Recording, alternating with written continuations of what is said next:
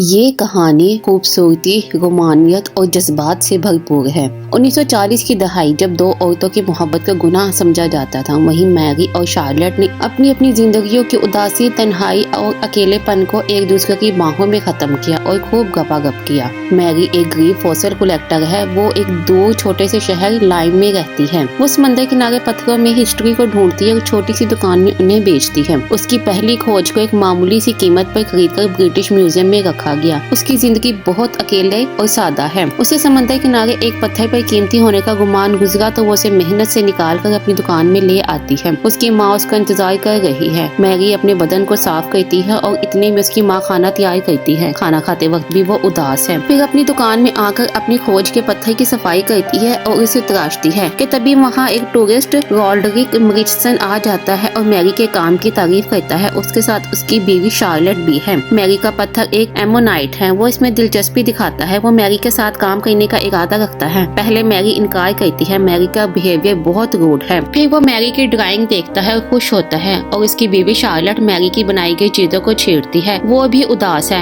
Mary उसे टोकती है और इन दोनों के आने पर नाराजगी का इजहार करती है क्योंकि उस दिन उसकी दुकान ऑफ है। मिस्टर रॉड्रिक उसका एमोनाइट खरीद लेता है और एक अच्छी कीमत भी ऑफर करता है। मैरी मान जाती है। मैरी अपनी माँ के साथ छोटे छोटे पुतलों को साफ कर रही है जो कि उसकी माँ के मुताबिक उसके मरे हुए बच्चे हैं। मिस्टर रॉड्रिक अपनी मिसेज के साथ होटल आ जाता है और एक पुरसकून जगह का इंतखाब करते हुए डिनर करता है। वो अपनी बीवी को मुकम्मल तौर पर नजरअंदाज करता है। डिनर के बाद दोनों होटल रूम में आ जाते हैं। रॉड्रिक चेंज करता है। शार्लेट उसकी तवज्जो चाहती है। वो उसके करीब आती है तो रॉड्रिक उसे मना कर देता है। अगली सुबह मैरी समंदर किनारे अपना काम कर रही है कि रॉड्रिक वहाँ आ जाता है। वो उसके साथ काम करना चाहता है। वो कुछ पत्थर चुनकर मैरी को दिखाता है जो कि उसके मुताबिक बेकार है सिवाय एक के। रॉड्रिक होटल आकर मैरी को तैयार होने का कहता है और उसे बंदरगाह किनारे लाता है और उसे बताता है कि अगले ट्रिप पर वो अकेला जाएगा और शार्लेट को डॉक्टर के मुताबिक यही समंदर किनारे रहकर अपनी तबीयत को सुधार लाना होगा। रॉड्रिक शार्लेट का लाइम सिटी में ही रहने का इंतजाम करता है। शार्लेट रॉड्रिक के जाने पर उदास है। रॉड्रिक मैरी की दुकान में आकर वो एमोनाइट का टुकड़ा खरीद लेता है और अपने जाने के बारे में बताता है। साथ उससे रिक्वेस्ट करता है कि वो उसकी बीवी शार्लेट का ख्याल भी रखे और इसके बदले में वो इसे एक अच्छी कीमत अदा करता है। शार्लेट अकेलेपन का शिकार है और बहुत चिड़चिड़ी सी है। वो तैयार होकर मैरी के पास जाती है। मैरी उसे समुद्री बूट पहनाकर समंदर किनारे ले जाती है ताकि कोई समुद्री कीड़ा उसे ना काटे। वहाँ जाकर वो उसे अच्छा महसूस करवाना चाहती है। वो एक तरफ बैठकर पी करती है और शार्लेट के साथ अपना लंच शेयर करती है। शार्लेट मना करती है तो मैरी दूर पत्थर पर बैठकर अपना खाना खत्म करती है। मैरी अपना काम करने लगती है तो शार्लेट उसके काम के बारे में उससे बात करती है। मैरी को अपने काम में शार्लेट की मुदाखलत पसंद नहीं आती और इसे खुद अपना ख्याल रखने को कहती है। शार्लेट गुस्से में चली जाती है और दोनों अपने अपने रास्ते निकल जाते हैं। अगले दिन शार्लेट अपने डर पर काबू पाते हुए अकेले समंदर में तैरने जाती है। लहरें बहुत तेज है और वो घबरा कर वापिस आ जाती है। शार्लेट अकेली है। वो एक बार फिर मैरी के दरवाजे पर आती है और उसकी बाहों में बेहोश हो जाती है। मैरी उसे अंदर ले जाती है और डॉक्टर को बुलाती है। शार्लेट को बहुत तेज बुखार है। डॉक्टर उसके रेस्ट और अच्छी देखभाल का कहता है। मैरी की माँ मॉली को शार्लेट का यहाँ रहना पसंद नहीं। वो मैरी से उसके हस्बैंड से उसके चार्ज करने का कहती है मगर मैरी शार्लेट का बहुत ख्याल रखती है। उस ठंडी पटिया करके उसका बुखार कम करती है और सारी रात उसका ख्याल रखती है। सुबह होते ही डिस्पेंसरी से उसके लिए दवाई भी लाती है। शार्लेट का बुखार उतर चुका है। मैरी अपना काम करती है। डॉक्टर आकर शार्लेट का चेकअप करता है और मैरी की देखभाल से वो बहुत खुश है। शार्लेट मैरी को समंदर किनारे जाने का कहती है। दोनों में दोस्ती हो रही है। शार्लेट घर के कामों में मैरी की मदद करती है और कोयला निकालते निकालते उसका मुंह काला हो जाता है। शार्लेट पहले हंसती है और फिर फूट फूट कर रोती है। वो तन्हाई का शिकार है। मैरी उसके पास बैठकर अपना काम करती है। शार्लेट उसकी मदद करना चाहती है। मैरी उसे काम समझाती है और वो बातें करते हैं। शार्लेट मैरी को कुर्सी पर सोता देखती है तो उसे अपने साथ पलंग पर लेटने का कहती है। मैरी आ जाती है। दोनों एक पलंग पर सोते हैं। अगली सुबह शार्लेट मॉली के पुतले साफ करती है। मॉली गुस्सा करती है और तभी वहाँ डॉक्टर आ जाता है और मैरी को शाम में संगीत की दावत देता है। मैरी मना करती है कि वो शार्लेट के बगैर नहीं आएगी। पहले तो डॉक्टर मना कर देता है और फिर मैरी को शार्लेट को साथ लाने का कह देता है। डॉक्टर दोनों को दावत देता है। दावत में जाने के लिए शार्लेट की तैयारी में मैरी उसकी मदद करती है। वो दोनों तैयार होकर दावत में जाते हैं। शार्लेट को इतना खूबसूरत देख मैरी अपने जज्बात पर काबू नहीं कर पा रही, इसलिए डॉक्टर के उनके पास आकर खड़े होने पर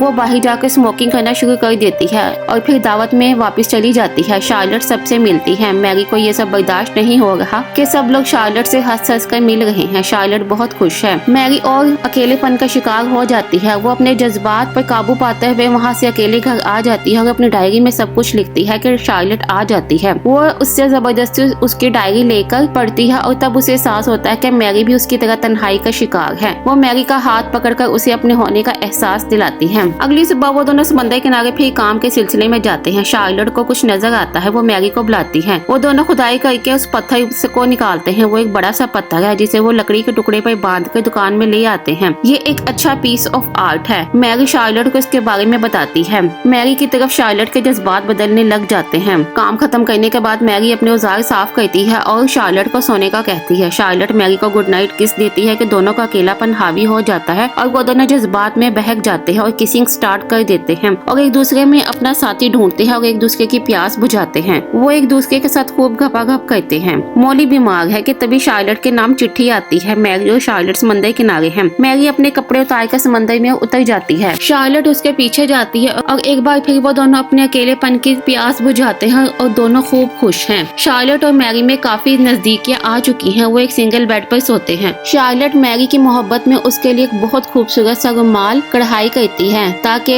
मैरी के दिल में शार्लेट की मोहब्बत हमेशा रहे। अगली सुबह एक कस्टमर आता है और उसके पीस ऑफ आर्ट की जांच करता है। वो मैरी की खोज की बहुत कम कीमत लगाता है मगर शार्लेट आकर उसे सेटिस्फाई करती है और वो एक अच्छी कीमत देकर वो पीस ऑफ आर्ट खरीद लेता है। लंच टेबल पर मॉली शार्लेट को उसकी चिट्ठी देती है जिसे पढ़कर वो गुस्से से अंदर चली जाती है। मैरी भी पढ़ती है कि शार्लेट के लंदन जाने का वक्त हो गया है। वो दोनों जुदा होने वाले हैं। दोनों फिर तन्हा हो जाएंगे। उस रात वो दोनों खूब घपाघप करते हैं और एक दूसरे को सेटिस्फाई करते हैं और पूरी रात वो दोनों एक दूसरे की मोहब्बत की बारिश में नहाते हैं और उनकी ये मोहब्बत भरी रात खूब घपाघप में गुजर जाती है। अगली सुबह शार्लेट अपने जाने की तैयारी करती है और मैरी का दिया हुआ पत्थर भी रखती है। बाहर गाड़ी शार्लेट को लेने आ जाती है। वो दोनों नम आंखों के साथ एक दूसरे को अलविदा कहते हैं। मैरी शार्लेट का बनाया हुआ आईना अपनी दीवार पर लगाती है। मॉली बीमार है और वो मैरी को अकेला छोड़कर मर जाती है। अब मैरी बिल्कुल अकेली है। उसे शार्लेट के साथ बिताए पल बार बार याद आते हैं। वो अपनी दुकान पर जाती है तो उसे शार्लेट के नाम की चिट्ठी मिलती है। वो इससे मिलने लंदन जाने के लिए तैयार है और जहाज में बैठकर सफर शुरू करती है। वो लंदन पहुंच जाती है और शार्लेट के दिए एड्रेस पर उसके घर पहुंच जाती है। मेड उसे ड्राइंग रूम में बिठाती है और शार्लेट को बुलाने चली जाती है। शोकेस में कई पुरानी चीजें रखी हुई हैं। मैरी वहां देखती है कि उसका खोजा गया एमोनेट वहां मिस्टर गॉडगिफ के डिस्कवर के नाम से मौजूद है। मैरी शॉक्ड है कि तभी वहाँ शार्लेट भागते हुए आती है और आते ही मैरी पर चढ़ जाती है। वो मैरी के आने पर खुश है और किसिंग करके इजहार करती है। वो मेड को जाने का कहती है और सोफे पर एक बार फिर से मैरी पर चढ़ जाती है। वो मैरी को अपना घर दिखाने जाती है। वो मैरी को उसका कमरा दिखाती है। अब शार्लेट के साथ मैरी हमेशा उसके घर में रहेगी। शार्लेट ने मैरी के लिए सारा इंतजाम किया हुआ है। मैरी वहाँ नहीं रुकना चाहती। मैरी का कमरा शार्लेट के कमरे के साथ है। दरमियान में दरवाजा है ताकि दोनों में नजदीकियाँ बरकरार रहे और वो दोनों घपाघप कर सकें। मैरी शार्लेट के फैसले पर मुतमईन नहीं। वो वहाँ नहीं रहना चाहती और शार्लेट को छोड़कर एक होटल में रात गुजारती है। अगली सुबह वो ब्रिटिश म्यूजियम जाती है और वहाँ मौजूद चीजें देखती है। पहले वो तस्वीरें देखती है, फिर आगे बढ़कर मुजस्मा देखती है और फिर वो अपनी खोज का पीस ऑफ आर्ट ढूंढती है और वहाँ मैरी को लेने के लिए शार्लेट आ जाती है क्योंकि दोनों की जुदाई अब नामुमकिन है।